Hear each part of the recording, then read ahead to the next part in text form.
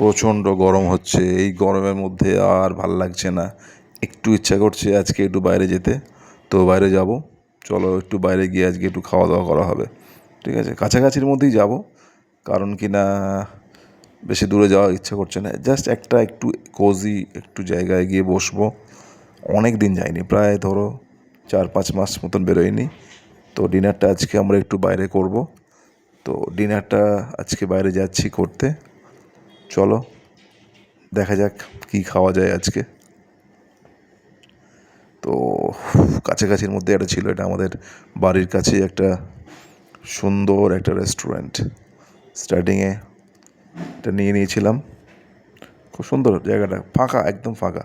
বললাম না 9টা বাজে, যেহেতু কোনো অকেশন নেই, কোনো ফেস্টিভ্যাল নেই আজকে, বললাম জায়গাটা পুরো ফাঁকা, দেখতে পাচ্ছ। তো স্টার্টিংয়ে এই শুরু করলাম আমরা খাওয়া। সিম্পল কিছু আইটেম।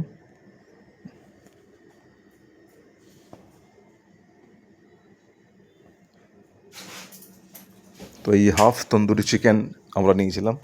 এটা খুব একটা দারুণ একটা ডিশ, খুব সুন্দর করেছিল, এবং লেগ পিসগুলো বেশ বড় সাইজের ছিল।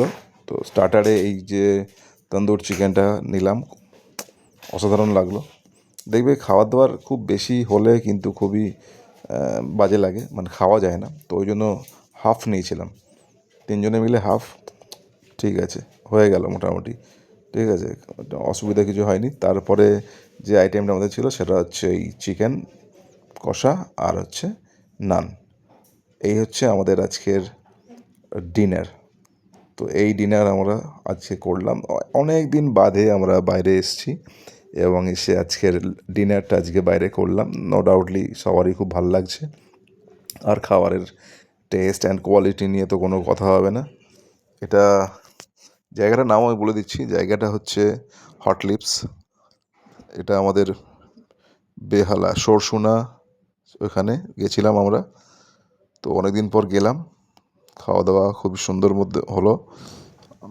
বিল খুব বেশি হয়নি, 600-650 টাকার মধ্যে মোটামুটি হয়ে গেছে।